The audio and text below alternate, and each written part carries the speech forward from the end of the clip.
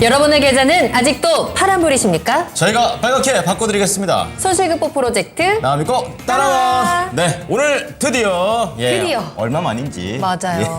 양시장 모두 다 새빨갛게 마감을 해줬습니다. 네, 또 외국인들이 들어오니까 또 지수가 강한 모습을 보여주기도 했고 시총 상위 종목들 거의 대부분 빨간불이었고요. 아, 좋아요. 특히나 오늘은 또 제약바이오 쪽으로 수급이 좀 이동을 하면서 바이오가 굉장히 강한 모습을 보여줬죠. 그렇습니다. 근데 우리 투자자들은 오늘의 빨간불로 배부르지가 않죠. 아직 성이 안 차죠. 더 네. 나와줘야 되는데 맞아요, 아쉽습니다. 맞아요. 그건 또. 예. 네.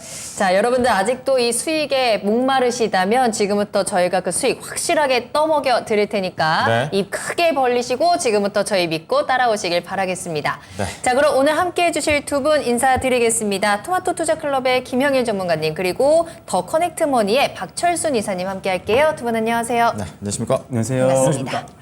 자, 오늘도 두 분과 함께 2시간 동안 여러분들 종목에 대한 궁금증 확실하게 풀어드리도록 하겠습니다. 네. 자, 여러분들께서는 지금부터 궁금하신 종목명, 매수가, 비중 저희한테 보내주시면 되는데요. 토마토 증권통 유튜브 채팅창에 남겨주시면 되겠습니다. 또 전화 상담도 가능하니까요. 02-325-8200번, 325-8200번으로 지금 바로 전화 주시기 바랍니다. 네, 지금 한 160명 정도 함께 해주고 계시고요. 네. 종목을 지금 초반에 올리셔야지 저희 토비가 고르기가 굉장히 수월하고. 맞아요. 지금 보니까 빠르게 또 빛과 소금님께서 TLB라는 종목 그리고 실적 모멘텀 성장 가치주라는 필명을 갖고 있는 뭐 이렇게 깁니까? 네. 메커스라는 종목 올려주셨고요. 이제는 봄님도 우리 오시네요. 시청자분들이 일찍 올려야 당첨이 된다라는 그렇죠. 걸 많이 알고 계셔서 오자마자 일단은 종목부터 남겨주시거든요. 굉장히 현명한 방법입니다. 오늘 종목 진단 받고 싶으시다면 지금 바로 남겨주시면 되겠습니다. 네, 자 오늘 또 이미 또 여러분 또 스종진이라는 이름이 또 입에 붙은 것 맞아요. 같아요. 수종진.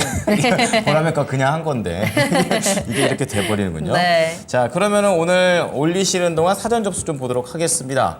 3663님께서 올려주신 종목이 되겠는데요. 네. 이 종목 좋죠. 한미 반도체가 아니라 약품이 되겠습니다. 약품. 네.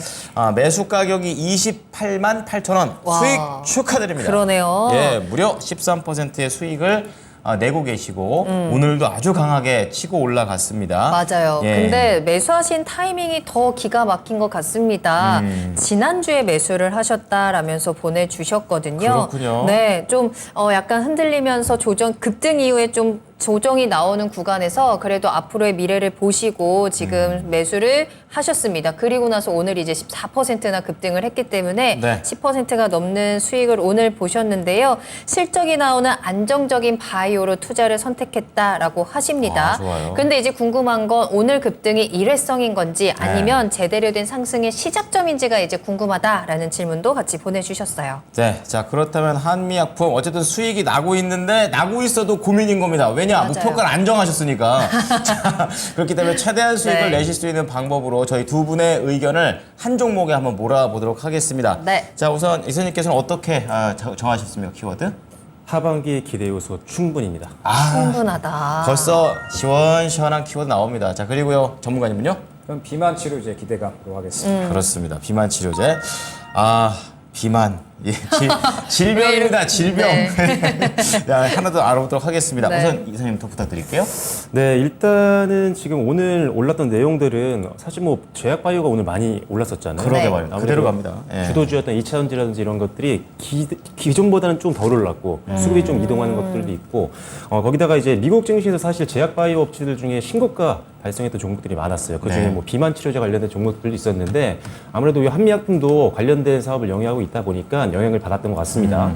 자, 근데 제가 이제 키워드를 하반기 기대 요소가 충분하다라고 말씀드린 이유를 지금부터 말씀을 드릴 텐데 네. 먼저 일단 2분기 실적이 나왔습니다. 이 부분을 짚고 넘어가야 될 것 같아요. 2분기 실적은 상대적으로 전분기 대비해서 그렇게 좋진 않았어요. 네. 꽤 약해 보였거든요. 근데 이유가 뭐냐면요.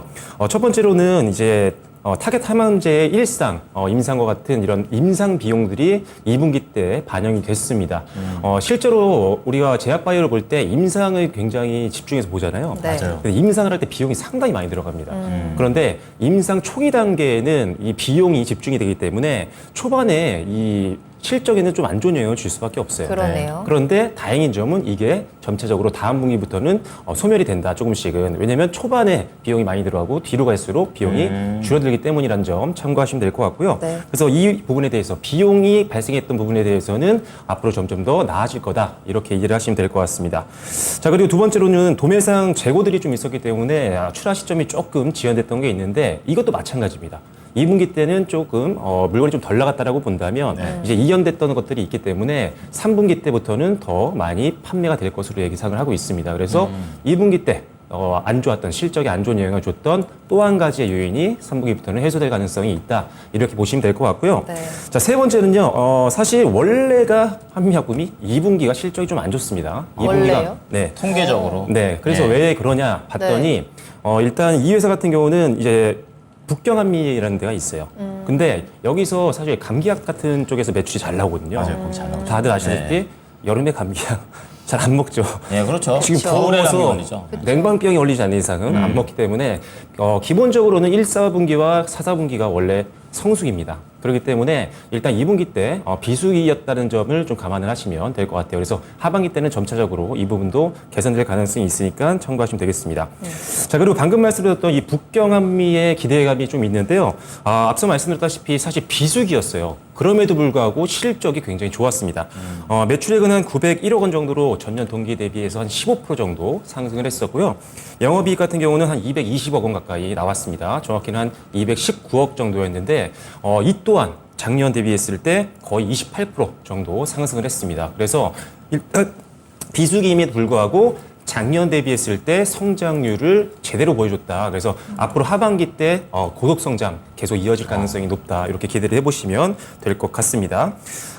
그리고 일단 안정적인 실적에 대한 부분들을 빼놓을 수가 없는데요. 지금 이 회사의 재무제표를 보시면 아시겠지만 실적이 매년 꾸준히 성장하고 있는 모습들을 우리가 확인할 수가 무등생이에요. 있습니다. 예. 2020년도 영업이익은 490억 원대였고요. 2021년도는 1254억 원.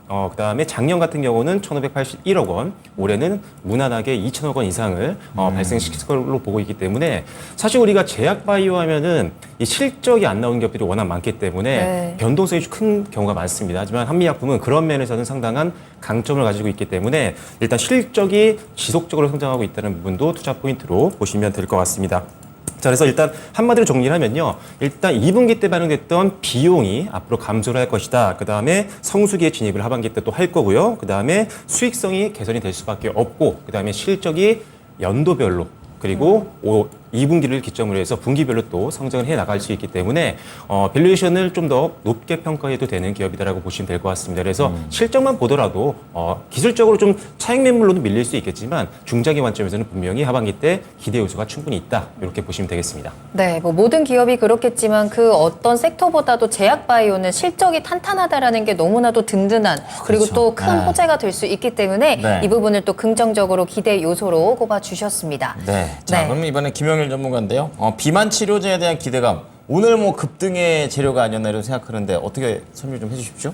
일단 이 한미약품만 사실 상승이 나온 건 아니죠. 네. 인벤티지랩이라든지 혹은 이제 저희가 예전에 한번 얘기했었던 뭐 펩트론이라든지 관련된 종목들이 거의 다 상한가를 가버렸습니다. 네. 그러면은 비만 치료제에 대한 시장의 관심도가 상당히 좀 높았다라는 뜻이 되고, 그러면서 지금 8월달 시장은 완전히 이제 개별주 시장으로 흘러가고 있죠. 그렇기 때문에 이슈에 민감하면서 최근에 뭐 AI가 돈다라든지 뭐 그다음에 뭐 바이오 쪽도 한번 이제 쭉 돌다가 계속적으로 이제 로봇주도 돌고 굉장히 이제 여러 가지 종목군들이 돌고 있잖아요. 비만 치료제라는 이야기가 나오게 되면서 지금 이제 시장에서 상당히 관심도가 높아졌다라고 보는 거죠.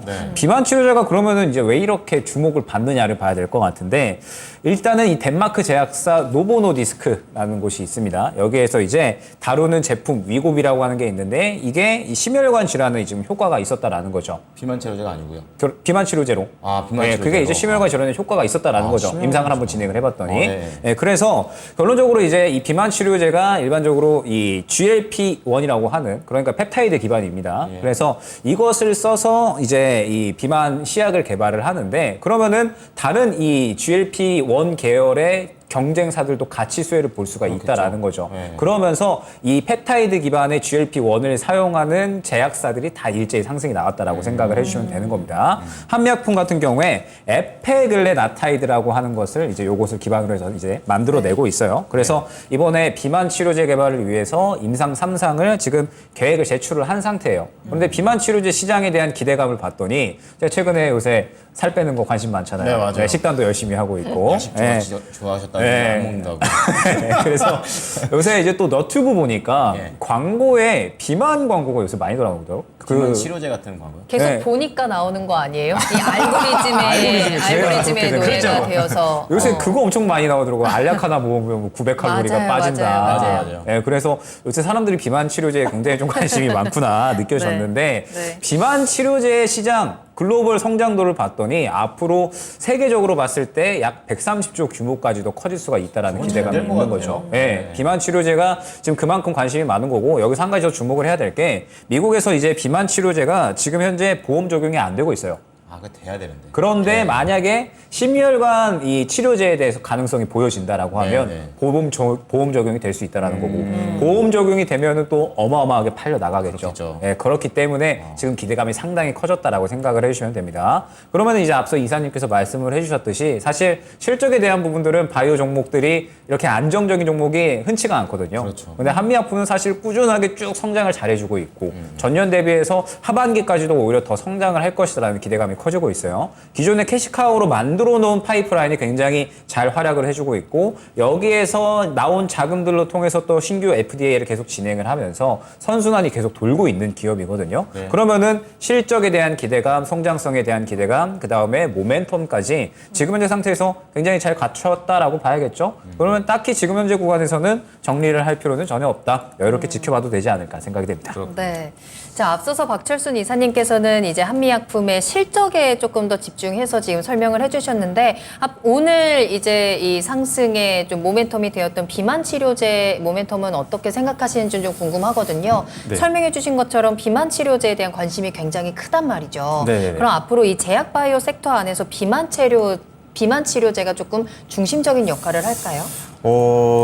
이게 계속 시간이 지날수록 비만 치료제에 대한 뉴스가 많이 나올 것 같긴 해요. 왜냐하면 지금 앞서서 제가 검색을 해봤더니 지금 한 몇 년, 1, 2년 전에만 1년 전인데도 불구하고 네. 전 세계 인구의 14% 이상이 비만이었고요. 지금은 10억 명이 훌쩍 넘어섰습니다. 그리고 또 이게 2030년까지 바라보면 2배 이상 또 늘 것으로 그러네요. 보고 있는 상태인데 문제는 네. 이제 비만이 여기서 끝나는 게 아니라 사실 많은 합병증들을 유발할 수 있는 부분들이 그렇죠. 있기 때문에 그게 더 문제라고 생각하시면 될 것 같아요. 그러다 보니까 이 비만 치료제에 대한 시장에 대한 관심이 계속 높아지고 있는 거고 모든 글로벌 제약사들이 여기에 집중을 하고 있는 거죠. 네. 그래서 2030년도까지 봤을 때 지금 아주 보수적으로 봐도 시장은 한 100조 이상으로 커질 것으로 전망을 하고 있는 상태여서 지금 여기에 다들 사활을 걸고 있는 겁니다.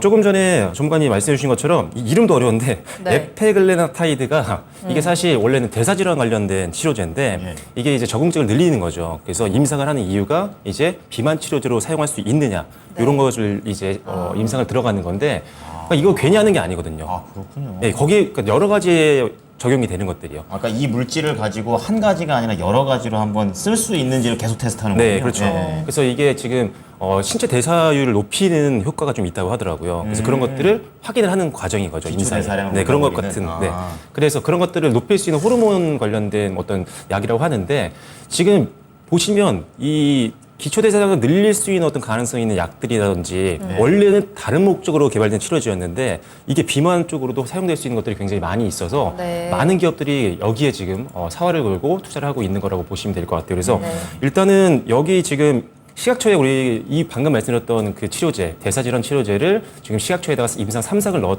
넣었기 때문에 일단 시장 성장에 따른 선제적인 투자를 분명히 한미약품도 하고 있다라고 보고 있습니다. 그래서 실제적으로 이게 이제 매출에 반영이 된다면 뭐 회사에 대한 어떤 주가에 대한 가치는 재평가를 받을 수밖에 없다라고 봅니다. 그래서 굉장히 중장기 성장, 모멘텀으로 굉장히 좋다 이렇게 말씀드릴 수가 있겠습니다. 그럼 우리 시청자님께서는 투자 전략을 조금 더 장기적으로 짤까요? 아니면 단기적으로 지금 수익을 챙겨야 되는 걸까요? 네, 가격 전략 말씀해 주시죠. 네, 일단은 지금 보시면 아시겠지만 차트를 보시면 네. 지금 올해 고점에서 지금 딱 오늘 막혀서 지금 올라가지 못했습니다. 그래서 지금 14.61% 올라서 끝났는데 보시다시피 지금 딱 지난 언제죠? 4월, 5월, 6월 고점 부분이었어요. 그래서 여기 이상은 좀 갈 수 있을 것 같긴 합니다. 단기적으로. 하지만 지금 오늘 단기 어떤 이슈, 비만 치료제 관련된 이슈라든지 이런 것들로 들어왔던 단기 투자 매물들은 사실 바로 나올 수도 있는 거예요. 그래서 눌림은 나올 수 있기 때문에 일단 중장기로는 충분히 베팅 가능하기 때문에 일단 1차적으로는 짧게 단기 차익 매물을 고려해서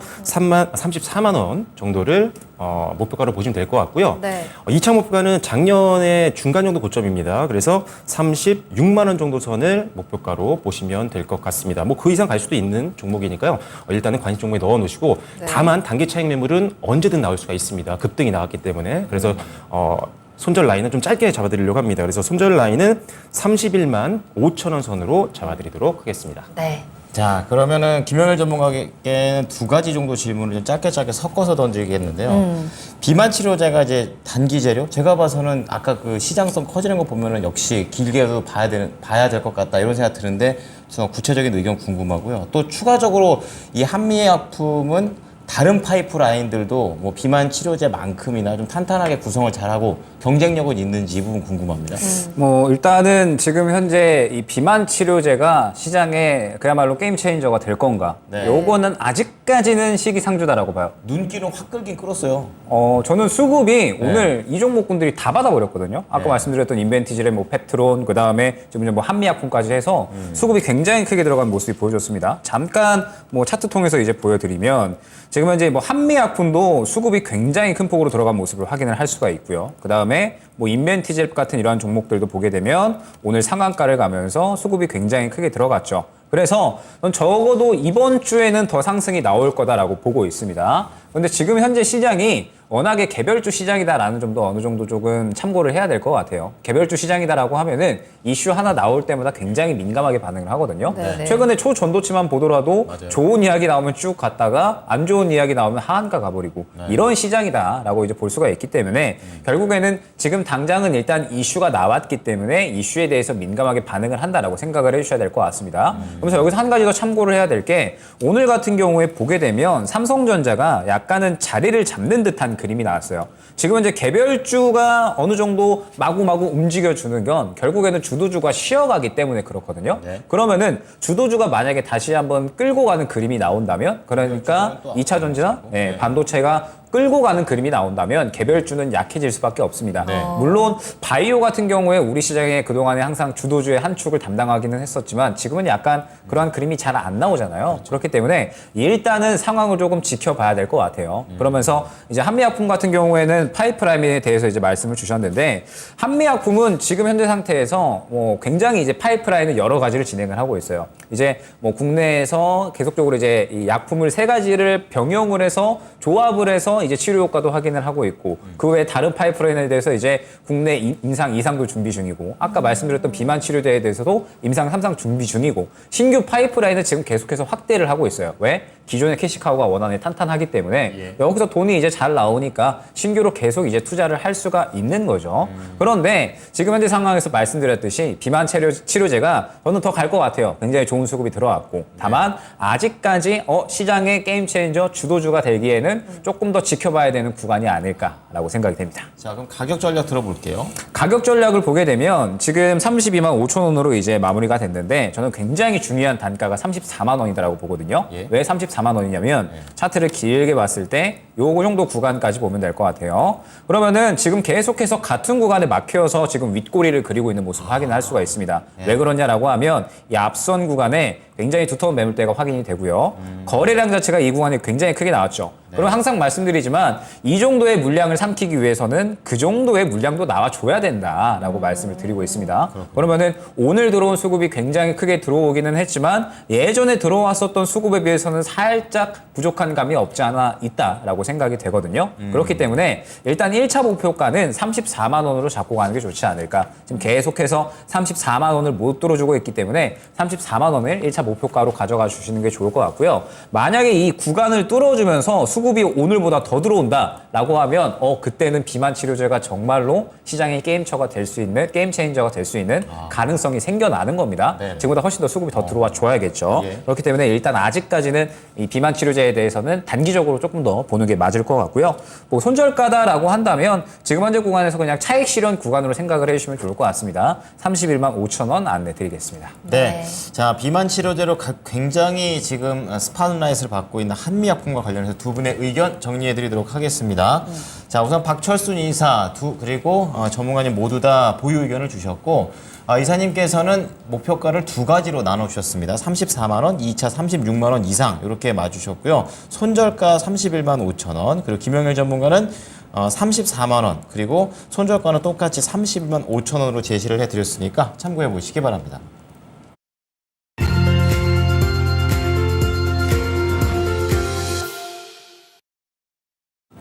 네, 나만 믿고 따라와 여러분들이 기다리시는 스종진 스피드 종목 진단 지금부터 출발하도록 하겠습니다. 네. 저희 실시간으로 지금 바로 여러분들께 종목 상담 신청받아서 실시간으로 해드리는 종목 진단이니까요. 지금 여러분들께서는 토마토 증권통 채팅창 들어오셔야 합니다. 채팅창에 종목명 매수가 비중 남겨주시고 네. 매수 문의도 같이 남겨주셔도 좋고요. 전화 상담 02-325-8200번입니다. 325-8200번으로 전화 주시고 두 분과 직접 이야기 나눠보시기 바랍니다. 네, 그럼 첫 번째 종목부터 가겠습니다. 네. 우리 김순애님께서 수고하십니다. 휴마시스를 4,491원에 샀습니다. 네. 10%인데 오늘 휴마시스가 잘 갔죠?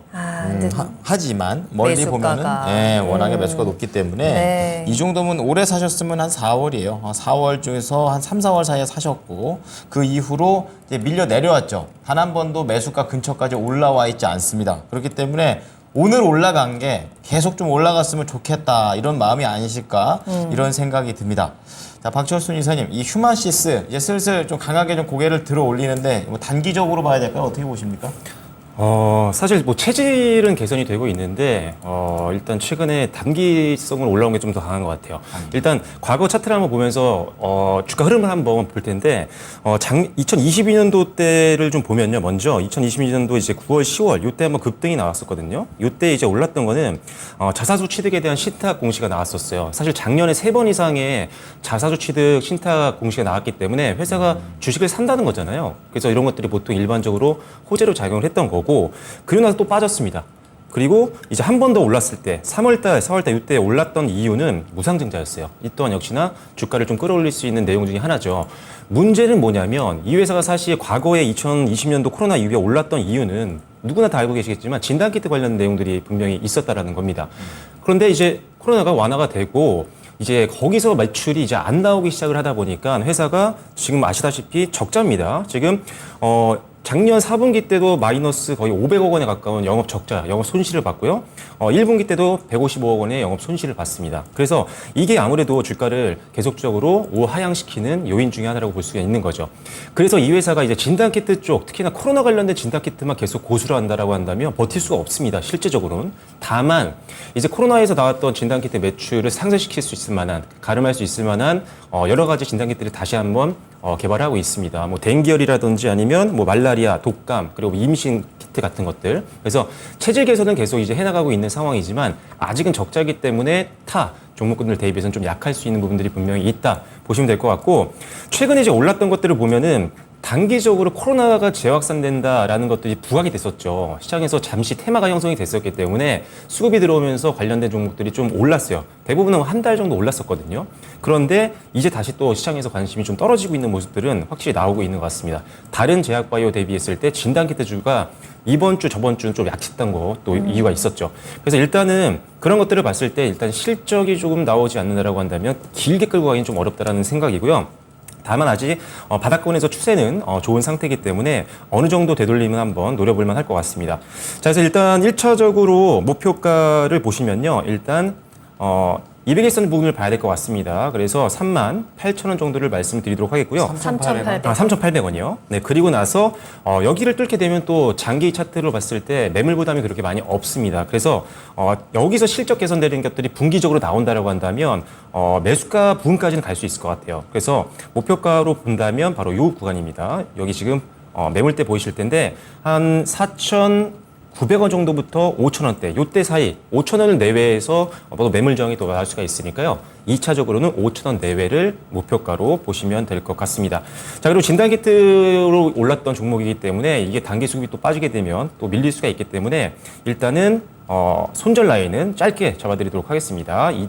2,800원으로 잡아드리도록 할 테니까요. 일단 요거는 이제 실적이 좀 안 나오는 단점이 있죠. 뭐 앞서 말씀드렸던 한미약품과 비교를 할 수는 없겠지만 일단 실적이 좀 나오는 종목으로 갖고 가셔야 아마 편한 대응이 좀 가능하실 것 같습니다. 그래서 단기적으로 되돌림 활용하셔서 조금은 손실을 줄이시고 그 다음에 다시 밀리면 일단 현금화 시키셨다가 좀 더 탄탄한 펀더멘탈 있는 종목으로 교체 매매하시면 좋을 것 같습니다. 네, 휴마시스가 올랐던 게 코로나 덕분이었습니다. 근데 그러한 부분들이 줄어들고 있기 때문에 체질 개선은 하고는 있습니다만 옛날 코로나처럼 그런 뭐랄까요 파워풀한 그런 움직임은 좀 나오지 않고 있죠. 네. 그렇기 때문에 우선 목표가 3,800원 드리고 그 이상으로 좀 봤을 때는 3,900원에서 5,000원 사이, 손절가 2,800원 드릴 테니까 이제는 좀 실적이 나올 수 있는 곳으로 가셨으면 좋겠다라고 말씀드리겠습니다. 네, 깔끔한 정리 감사합니다. 자, 다음 상담도 바로 이어가 보겠습니다. 유튜브에서 승리짱님께서 유니캠 궁금합니다라고 남겨주셨는데 이 종목이 최근에 움직임이 심상치가 않잖아요. 매수하신 가격은 1,708원이고요. 비중 7% 가지고 계세요. 오늘도 25%나 급등을 했습니다. 어제 이번 주 내내 좀 빨간불을 강하게 켜내고 있는 상황인데 앞으로 시황이 어떻게 될지 궁금합니다 라면서 남겨주셨어요. 이 종목이 갑자기 이렇게 올라보다 보니까 왜 이렇게 오르는 건지 도대체 어디까지 내가 이 목표가를 설정하고 대응을 해야 되는 건지 유니캠에 대해서 좀 자세히 설명이 필요할 것 같습니다. 보니까 굉장히 네. 복잡해요.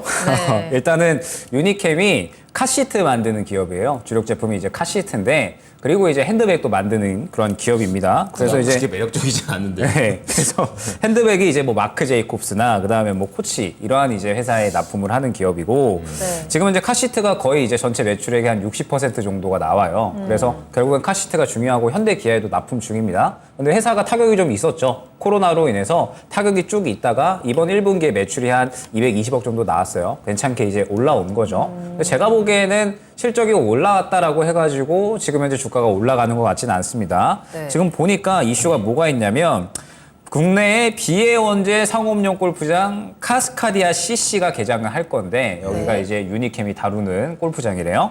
네, 그래서 프리미엄 네. 골프장이니까 네. 여기가 이제 강원도 홍천에 있다라고 해요. 그래가지고 인피니티 풀도 있고 콘도도 있고 뭐 카바나에 미슐랭 레스토랑에 별게 다 있다라고 합니다. 그러면서 350m 둘레의 7단 폭포가 시그니처인 우와. 네, 워터 코스가 있대요. 우와. 네. 사진 찍으러 가면 딱이겠네요. 네, 그래가지고 거의 이제 저희 그랜드 캐니언처럼 약간 그런 느낌으로 골프장이 만들어진다라고 합니다. 그러면은 돈이 어마어마하게 들어갈 거잖아요. 돈이 어마어마하게 들어갈 건데 그러다 보니까 지금 소액주주랑 싸움이 일어난 거죠. 아, 그래요? 소액주주들과 이제 이 이사진들 간에. 네. 그래서 지금 이사진들과 소액주주 간의 싸움이 일어났는데 법원 측에서는 지금 소액주주의 손을 들어주면서 이제 소액주주 측에서 사내 이사로 선임이 됐고 그러면서 분위기가 소액주주 쪽으로 좀 유리하게 넘어가는 분위기인 것 같아요. 네. 그래서 지금 제가 보기에는 지금 골프장이 개장을 한다 이러한 부분보다는 저는 아무래도 이 소액주주 간의 이 싸움이 아무래도 이 결정적인 이유가 아닌가라고 생각이 됩니다. 그런 복잡한 속내가 네, 있습니다. 지금 네. 보니까 굉장히 복잡해요. 그래서 얘기하려면 2-30분 걸릴 것 같은데 네네. 어찌됐든 그래서 골프장 개장권은 그냥 명분일 뿐이고 이 소액주주와 지금 현재 회사 간의 이러한 싸움이고 지금 계속해서 진행되고 있다라고 생각이 됩니다. 그러면 지금 이제 법원에서 소액주주 측에 손을 들어줬고 무언가 소액주주 쪽의 분위기가 좀 유리하게 흘러가니까 아무래도 추가적으로 지금 현재 구간에서 조금 더 이 분위기를 이어갈 수는 있지 않을까라고 생각이 되는데 차익 실현은 저는 순수히 염두해 주셔야 된다라고 생각을 하거든요. 지금 현재 2,500원 구간까지 올라왔고 최근에 수급이 굉장히 긍정적이었습니다. 지금 1,500원에 있던 이 종목이 2,500원까지 올라왔으니까 사실 굉장히 크게 올라온 거죠. 그렇기 때문에 이제 어느 정도 차익 실현에 대한 구간은 생각을 해주셔야 될 것 같고 지금은 이제 어찌됐든 무언가 기업의 성장성, 모멘텀 이러한 것들이 아니라 결국에는 이 소액주주와 이 회사 간의 이러한 이제 싸움, 이러한 내용들로 인해서 저는 올라왔다라고 보여지기 때문에 네. 무언가 다른 이슈가 나오기 전까지는 여기에서 큰 추가적인 상승은 어렵지 않을까. 왜냐면은 지금 이제 윗꼬리를 어느 정도 그렸기 때문에. 그래서 저는 조금 더 지켜보시되 차익 실현에 대한 단가는 어느 정도 설정을 하고 가셨으면 좋겠어요. 한 번 정도 눌린다라고 했을 때 저는 한 2,200원 정도 구간까지는 깨지 않았으면 좋겠거든요. 그렇기 때문에 일단 유니캠은 조금 더 지켜보시고 오늘까지 수급이 잘 들어갔으니까 네. 조금 더 지켜보시되 이 소액주주와 지금 현재 이 회사 간의 싸움이 어떻게 진행이 되는지 그러면서 결과가 나올 때에는 조금 늦을 수도 있어요. 그렇기 때문에 어느 정도 결과 나오기 전까지 기대감을 활용하는 매매를 진행을 해주시면 좋을 것 같고 차트를 조금 더 길게 보게 되면 유니캠이 지금 현재 상태에서 이전 매물 구간을 봤을 때 슬슬 매물 구간에 부딪히는 구간이에요. 그래서 오늘 윗꼬리를 그렸다라고 생각을 하거든요. 그래서 목표가는 일단은 2,500원에서 2,600원 정도 설정을 해주시는 게 좋을 것 같고 어느 정도 차익 실현에 대한 부분을 염두를 하시고 대응 전략 꾸려 나가시기를 추천드리도록 하겠습니다. 네. 이래서 이 종목이 왜 이렇게 올라왔는지를 정확하게 파악하는 것이 중요할 것 같습니다. 그러게요. 네. 그 부분에 대해서 설명을 충분히 해드렸고 이제는 차익 실현의 타이밍을 잡아보셔야 될 것 같아요. 2,200원이 지켜지는지 그리고 2,500원 근처에서는 매도 타이밍 잡아보시면 되겠습니다. 네, 다음은 조라돌이님께서 네. 조라돌이. 조라돌이도 아니고 네. 조라돌이. 네. 도대체가 가늠을 알 수 없는 희한하네요. 아이디입니다. 네. 예. 자, 현대 모비스입니다. 또 자동차 이쪽이네요. 자, 29만 원에 사셨는데 전 29만 원이 도대체 언제 때 가격인가 하고 봤더니 네. 2021년으로 되돌아갑니다. 한참 날 더울 때 한 6월, 7월 이럴 때 사신 것 같은데 네. 29만 원에 25%나 됩니다. 그러니까 사셨던 가격 이후로 와 저기 줄 많이 빠졌었는데요. 네, 저 줄 거놓은 거 보십시오. 거의 그 다음부터는 다시 또 매수가 가려면 한참 또 위로 올라가야 되는데 너무 답답하다고 하십니다. 예, 보는 저도 답답해요. 그럴만해요. 예, 그렇기 때문에 현대 모비스 과연 앞으로 29만 원 올 수 있는 건지 알아보겠습니다. 이사님? 네, 일단은 뭐 현대 모비스뿐만 아니라 뭐 완성차 업체들도 작년 이제 어떻게 보면 2022년도 초반 요때보다 대부분 다 주가가 낮아져 있어요. 네. 사실 일단 이게 자동차 업계만 그런 건 아니고 재작년에 주식 사신 분들이 대부분 물려 있는 것들이 아직도 많거든요. 네. 뭐 2차 전지 수급 쏠림으로 인해서 2차 전지들은 살아난 것들이 좀 있지만 아직도 물려 있는 것들이 많습니다. 지수가 그 위치까지 회복을 못했기 때문이고요. 회사가 뭐 나쁘기 때문은 아닙니다. 네. 자, 그리고 아시다시피 실적 발표를 최근에 계속적으로 하고 있는데 일단 현대모비스 지난 1분기 때 실적도 나쁘지 않았고요. 2분기 때는 거의 최대 실적을 발표를 했습니다. 그래서 역대 최대 매출을 기록하면서 일단 실적은 굉장히 좋았다. 그리고 일단 우상향 추세가 아직 무너지진 않았습니다. 보시면 아시겠지만 등락은 계속 있지만 저점을 계속 높여 나가고 있는 모습들이거든요. 그래서 일단은 어차피 끌고 오신 종목이고 중장기로 좀 베팅할 수 있는 자금이라고 하신다면 어느 정도는 하반기를 좀 보시면서 끌고 가도 된다라는 판단입니다. 일단은 오늘 같은 경우는 그래도 좀 많이 올랐죠. 그래도 2.8% 정도 올라줬었는데 폭스바겐과 관련된 수주 계약 소식이 좀 있었습니다. 그래서 일단 정동화의 핵심 부품인 배터리 시스템 요거를 이제 납품하겠다라는 내용들이 나왔던 거고요. 그래서 연내 이제 이사회 결과가 나온다라고 한다면 스페인 쪽에다가 공장 건설까지도 내용이 나올 수 있을 것 같아요. 일단은 뭐 글로벌 완성차 업체들과 워낙 또 거래를 많이 하고 있고 지금 대부분 이제 완성차 업체가 대부분의 고객사잖아요. 뭐 우리나라 현대차, 기아차도 있겠지만 일단 해외 쪽도 계속 거래를 하고 있는 상태고 핵심 부품을 계속 납품을 하고 있습니다. 기술력이 있는 회사니까요. 그리고 추가적으로는 이제 전동화가 계속 되면서 이 회사가 납품했던 레퍼런스가 계속 있기 때문에 완성차 업체들이 현대모비스를 이용하지 않을 만한 이유가 별로 없거든요. 그래서 잠시 최근에 좀 전기차가 좀 주춤하는 것처럼 보이긴 하지만 일단은 조금 더 길게 보셔도 될 것 같다는 말씀을 드리도록 하겠습니다. 그리고 최근에 전기차가 좀 눌리고 다시 뭐 하이브리드 쪽으로 좀 내용이 좀 나오고 있는데 이 회사가 제품 만드는 것들은 대부분 두 개 다 적용 가능한 것들이 대부분이기 때문에 그 부분도 특별히 걱정은 안 하셔도 될 것 같습니다. 자, 그래서 이거는 좀 긴 호흡으로 가셔야 될 것 같아요. 저라면 일단은 물론 단기적으로라면 올해 고점에서 저항이 나올 수는 있겠죠. 그래서 25만 원이 나올 수 있겠지만 일단은 작년 최고점까지는 한번 봐도 될 것 같습니다. 그래서 27,500원 정도까지를 끌고 가는 중장기 목표가로 하반기까지 한번 27만 5천 원이요? 네, 27만 5천 원입니다. 그래서 요거를 이제 하반기 중장기 목표가를 좀 보시면 좋을 것 같고요. 손절 라인은 좀 깊게 잡아도 될 것 같습니다. 그래서 요 종목의 손절 라인은 22만 원으로 잡아드리도록 하겠습니다. 네.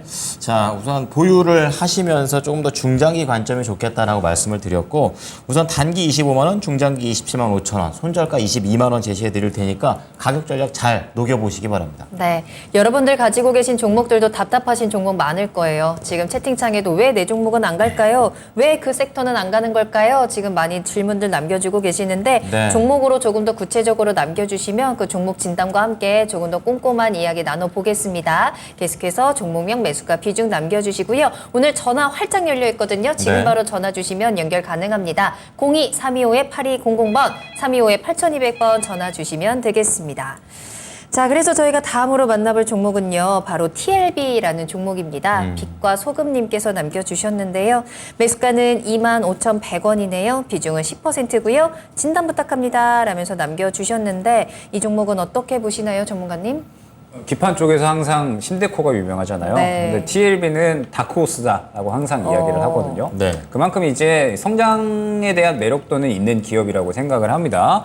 그러면서 TLB가 지금 계속해서 최근에 이제 좋다가 어느 정도 이제 조정이 나오고 있는 상태인데 왜 그러냐를 조금 이제 생각을 해보면 TLB는 결국에는 이제 이 D램 쪽에 매출 비중이 거의 다 쏠려 있다라고 생각을 하시면 돼요. 그러면서 지금 이제 DDR4에서 DDR5로 넘어가는 시점이잖아요. 그런데 이제 이 DDR4에 굉장히 비중이 많이 쏠려 있었죠. 그러면서 작년에 굉장히 좋은 실적이 나왔었어요. 왜냐하면 그때 당시에 이제 하이엔드급 DDR4에 대한 수요, 그러니까 고성능 DDR4에 대한 수요가 증가하게 되면서 결론적으로 TLB가 크게 이제 수혜를 받았었거든요. 네. 그러다가 반도체 업황이 안 좋아지니까 재고가 쭉쭉쭉 쌓이고 그러면서 수요도 감소하고 그러다 보니까 결국에는 TLB 같은 경우에 마찬가지로 실적이 안 좋아질 수밖에 없었다라고 생각을 합니다. 근데 이제 TLB 기업 측에서 생각을 해보면 결국에는 가장 역대급의 실적이 나왔었던 이유 자체가 하이엔드 DDR4에 대한 수요 증가였잖아요. 그래서 지금 현재 TLB 같은 경우에 DDR5로 투자를 상당히 많이 해놓고 있는 상태예요.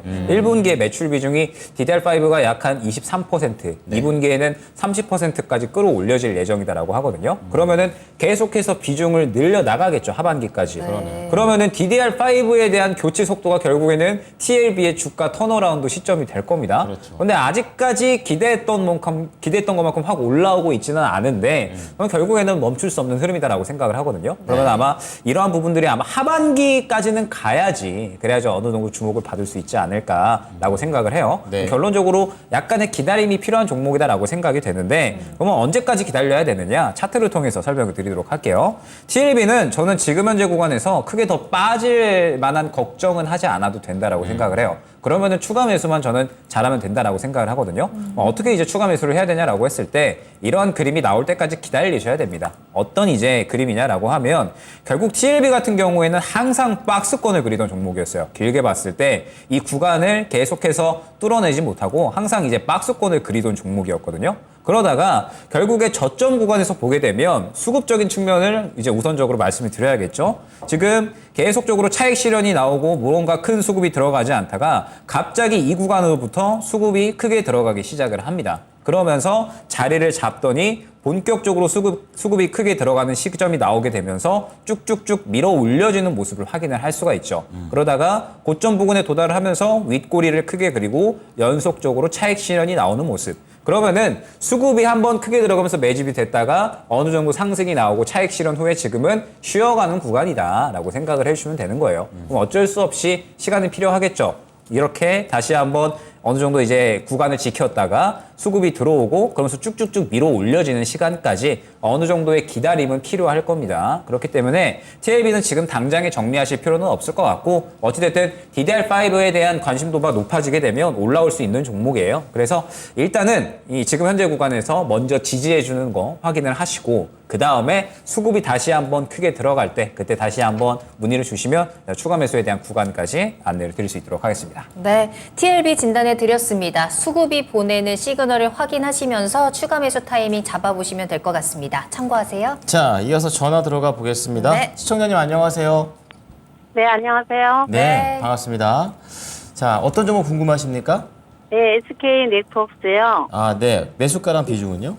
예, 6,010원에 20%요. 와, 이거 막 올라갈 때 따라 들어가신 거예요? 아니요. 그러면요? 오래 가지고 계셨어요, 그러면? 올해는 아니고요. 제가 이거 지금 한지 지금 5,900원대부터 지켜보다가 네. 들어간 거거든요. 그러니까 오래되지는 않았어요. 지금 한 달 좀 안 된 것 같은데요. 네, 그러시군요.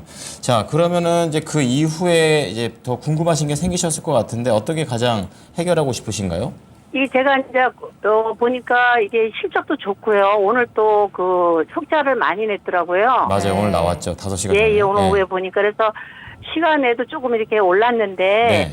지금 이제 제가 매도 타임을 예. 이게 한 6,400원대 매물대가 좀 있는 것 같았는데 이걸 지금 넘어서서 예. 제가 이제 그 분할 매도를 지금 7,000원 선부터 좀 들어가야 되는 건지 7,000원 선부터. 지금 보니까 뭐 기간이라든가 예. 연기까지 막 계속 사고 있더라고요. 그렇군요. 수급도 오셨고. 네, 이거는 막 기간 같은 경우는 지금 거의 2달 계속 사고 있더라고요. 그렇군요. 예, 그래서 이게 흑자도 나고 그래서 지금 매도 타임을 언제부터 좀 잡아야 되는가 해가지고요. 아, 네, 알겠습니다. 자, 그렇다면 SK 네트워크스를 좀 수익을 좀 극대화할 수 있는 방향을 좀 말씀드리도록 하겠습니다. 자, 이사님과 연결을 좀 해드리도록 하겠습니다. 네. 네, 안녕하세요. 네, 안녕하세요. 네, 일단은 굉장히 잘 사신 것 같습니다. 수익이 나셔서 축하드리고요. 지금 최근에 이제 2차전지가 조금 수급이 좀 떨어지면서 실적주들에 우리가 집중을 해야 된다라고 많이 말씀을 드렸었는데 그런 거에 굉장히 부합하는 종목이었던 것 같아요. 오늘 이제 한 4% 굉장히 잘 올랐는데 뭐 아까 알고 계시는 것 같더라고요. 실적이 정말 잘 나왔었죠. 이게 지금 영업이익이 전년 동기 대비 71% 이렇게 잘 나오는 기업 찾기가 좀 어려운데 굉장히 잘 나왔습니다. 내용을 보면은 사실 자회사들이 사실 굉장히 선방을 해줬어요. SK 매직이라든지 아니면 SK 렌터카라든지 워커힐 같은 경우도 이제 다시 고객들이 늘어나기 시작하면서 사실 매출이 계속 늘어나고 있는 추세고요. 이제 턴어라운드가 됐기 때문에 하반기도 또 기대감이 있습니다. 더 좋은 실적도 바라볼 수 있는 기업이기 때문에 실적은 일단 앞으로 당분간은 특별한 이슈가 없는 한 걱정하실 필요는 없겠다는 점 말씀드리겠고요. 그리고 이제 엔코아 인수를 했었는데 지분은 거의 88% 이상까지 확보를 했어요. 이 회사가 이제 데이터 솔루션 관련된 회사인데 이 회사 인수가 되면 연결로 봤을 때는 올해 4분기 아니면은 내년에 이제 편입이 될 겁니다. 그러면 이 회사를 인수하는 이유가 있거든요. 지금 이 회사가 가지고 있는 자회사들, 그룹사들과 더불어서 시너지를 낼 수 있는 굉장히 도움이 많이 될 수 있는 구조를 가지고 있기 때문에 이 부분도 또 앞으로 이 회사의 추가적인 주가 상승을 끌 수 있는 그런 요소가 될 것 같습니다. 그리고 일단 지금 보시다시피 실적도 좋지만 수급이 굉장히 좋습니다. 기관들은 뭐 지금 화면상으로 나와 있는 게 7월 18일부터 8월 9일까지인데 하루도 빼놓지 않고 기관들은 순매수가 이어졌었고요. 지금 다시 외국인들 같은 경우도 샀다 팔았다를 좀 반복하고 있긴 하지만 2거래일 정도 지금 어제와 오늘 또 순매수가 좀 강하게 들어오고 있는 상태이기 때문에 저는 지금 원래 요 가격이 최근 5년 동안 고점이거든요. 제가 지금 주봉을 올려드리고 있는데 주봉으로 봤을 때는 최근 5년 고점 구간입니다. 하지만 이번엔 좀 뚫지 않을까라는 기대감이 있어요. 일단 수급이 아직 고점에서 끝나지 않았고 무너지지 않은 상태이기 때문에 조금 더 들고 가도 될 것 같습니다. 저라면 이 종목은요. 목표가는 일단은 잘 보신 것 같아요. 7,000원입니다. 목표가 1차적으로는 7,000원인데 이게 뭐냐면 2019년도 최고가였어요. 주간 단위로 봤을 때 최고가의 부분이었거든요. 그래서 일단 1차적으로는 7,000원 보였고요. 그래도 여기에 매물대가 아주 강하지 않습니다. 오히려 지금 가격대가 더 매물대가 강하거든요. 그래서 이런 것들을 감안했을 때는 2차 목표가는 2017년도 고점까지 한번 봐도 될 것 같습니다. 왜? 실적이 괜찮으니까요. 그래서 일단 한번 중간중간에 좀 걱정이 되신다면 수익을 일부 챙겨 놓으시면 좀 더 편하게 들고 가실 수는 있어요. 그래서 일단은 7,000원 한번 목표가 1차 보시고 그 다음에 8,000원까지 한번 중장기 관점으로 한번 보시면 될 것 같습니다. 자, 그리고 일봉으로 다시 돌아가서 손절 라인 다시 한번 잡아드리도록 할게요. 손절 라인은 똑같습니다. 지금 매수가가 6,010원이신데 길게 볼 필요는 없을 것 같아요. 일단은 저는 4% 정도, 이 정도. 그러면 6,200원 정도거든요. 그래서 6,200원 정도에서, 아쉽지만 일단 한번, 수익 실현 한번 하시고, 그리고 눌림 나왔다가 이 종목은 또 실적이 받침이 되는 종목이고, 장기 실적 성장 모멘텀도 있기 때문에 다시 저점 만들고 반등 나올 때 또 한번 들어갈 만한 종목이니까요. 절대, 이거 팔았다고 해서, 놓지 마시고 계속 관심 종목에 넣어 놓으시면 좋을 것 같습니다. 네, 시청자님 이것저것 다 분석을 직접 해보시면서 7,000원 정도 말씀하셨는데 딱 맞습니다. 거기에다가 추가로 2차 8,000원 드리고요. 손절가 6,200원 드릴 테니까 보유 잘 하고 계시다가 수익 꼭 내셨으면 좋겠습니다. 네. 그러면 6,200원에서 만약에 내려가면은 그러면 전체를 다 매도를 하고 또 다시 내려갔을 때 잡으라는 건가요? 아니면 부분 매도만 하라는 건가요? 이왕에 저라면은 일단은 전략 매도를 하시는 게 좋을 것 같아요. 그래도 수익권이시긴 전략 하니까요. 매도하고. 네. 네. 그리고 나서 다시 한번 저점 만들면 또 그때 분할 매수로 한번 접근을 해보시면 좋을 것 같습니다. 그러면 이제 현재 상황에서는 7,000원대까지 지켜보다가 거기서 매도를 하고 만약에 거기서 6,200원에서 내려가게 되면 거기서 전략 매도하라는 거죠? 그런데 일단은 7,000원 부분까지 올라갔다 밀릴 수도 있잖아요, 사실. 지금 추세가 네네. 남아있기 때문에. 그래서 네네. 여기서 더 올라가는데 중간에 꺾이는 경우가 생긴단 말이죠, 주가가. 그러면서. 그럼 지금부터 부분 네. 매도로 들어가요? 네, 부분 내도 괜찮습니다, 지금 현재. 왜냐하면 저항이 나올 수 있는 구간이고 다만 네. 수급을 꼭 보셔야 돼요. 지금은 외국인들과 기관들이 동시 매수가 들어오면서 오늘 고점까지 올라왔지만 일단 네. 기관들이 한번 돌리기 시작하면은 시장 일반 개인 투자자들도 마인드가 좀 꺾일 수 있거든요. 왜? 기관이 계속 지금 꾸준하게 사왔던 종목인데 차익 실현 나오기 시작하면 우리도 이제 팔아야겠구나 하면서 동반 매도가 나올 수 있으니까요. 기관이 순매도 전환하면서 주가도 좀 꺾인다. 그러면 일단 미련 없이 한번 수익 실현하시면 좋을 것 같아요. 예. 네. 궁금한 거, 예. 궁금한 거 해주셨죠? 예. 잘 알겠습니다. 감사합니다. 네, 수익 많이 내십시오. 네, 네. SK 네트워크입니다. 네, 자 계속해서 다음 상담 이어가 보도록 할게요. 꾸쭈님 오랜만에 오셔서 또 종목 남겨주셨는데 진단해 보도록 하겠습니다. 궁금하신 종목은 티웨이 항공입니다. 네. 매수가가 3,120원이고 비중 10%시거든요. 그렇군요. 뚝 떨어지더니 움직이질 않아요. 매도 타이밍 부탁드려요라고 하셨는데 네. 아마 최근에 매수를 하신 것 진짜 같아요. 저렇게 사셨을까요? 맞아요. 네. 정말로 뚝 떨어진 다음에 지금 계속 그 같은 구간에서 횡보를 하고 있는 상황이에요. 네. 요즘 정말 휴가철이라서 항공기 많이 탈 텐데 왜 내 주가는 날아가지 않느냐. 비행기만 날아가고 내 주가는 제자리 바닥에 지금 멈춰 있다. 답답합니다. 예. 어떻게 해야 되는 걸까요? 항공, 그러니까 이제 저가 항공이 2분기 실적이 그야말로 날았어요. 굉장히 네. 이제 좋아졌죠. 네. 그러면서 코로나 이전을 오히려 웃도는 실적이 나왔습니다. 그리고 3분기에도 실적이 좋아질 것으로는 예상이 되고 있어요. 왜냐하면 일단 여름휴가 시즌이고 당장 이제 다음 주 광복절이잖아요. 저도 이제 한번 주위 이야기를 해보면 해외여행 가시는 분도 굉장히 많습니다. 광복절 네. 껴서. 저도 네. 한번 다녀올 예정이고요. 아, 그러세요? 국내로. 아, 네, 국내로? 해외는 아니고 국내로. 알겠습니다. 그래서 이제 국내로 한번 잘 다녀올 다녀오십시오. 예정이고. 네, 그 다음에 이제 또 9월에는 추석 연휴 있으니까. 그렇죠. 추석 연휴에 또 길게 가시는 분들 많으시고. 그 다음에 뭐 10월이나 이제 11월 달에는 또 이제 베트남이나 이쪽 동남아 국가들이 또 이제 건기잖아요. 그래서 또 그쪽 가기 좋잖아요. 네. 그래서 일단 계속해서 여행하기 좋은 시기들도 많고, 그 다음에 10월 11일에도 공휴일들이 있어서 10월 11월에도 공휴일이 있어가지고 여행은 갈 수 있을 것 같은데 문제는 무엇이냐? 이제 항공주들은 성장성을 보여줘야 돼요. 중요한 부분이. 이제 코로나 이전에 웃도는 실적을 보여줬으니까 결국에 주가가 올려주려면 최근에 주가가 올라왔던 거는 이제 어느 정도 회복할 수 있을 것이다. 회복은 했잖아요. 네. 그러면은 성장성을 보여줘야 돼요. 이제 항공주들이 어마어마하게 커질 수 있겠구나. 이런 것들. 증편 같은 거 막 하고 그래야 되나? 노선 더 늘리고 증편하고 그러면서 이제 네, 유가는 내려가고 약간 이런 환경들이 그런 유지가 돼줘야 되는데 예, 일단 예. 유가 하반기까지 계속 올라갈 것 같거든요. 그러면서 지금 증편을 계속하고 있기는 한데 과연 성장성까지 보여줄 수 있을까라는 것들. 그렇군요. 그다음에 지금 저가 항공사들이 돈을 굉장히 많이 빌려놨어요. 제주항공이 그나마 괜찮고 진에어 뭐 그나마 괜찮은데 지금 에어부산이나 티웨이 항공 이런 기업들은 돈을 굉장히 많이 빌려놨거든요. 그래서 일단은 어찌됐든 돈을 빌려도 갚아야 되잖아요. 그렇죠. 네, 그러면 이 부분들도 약간의 주가에 부담이 될 수 있지 않을까라고 생각을 합니다. 그럼 지금 현재 상태에서 왜 이렇게 떨어졌느냐라고 한다면 결국 지금 같은 구간에서 계속 못 뚫고 이 구간 3,800원 구간을 못 뚫고 움직이고 있죠.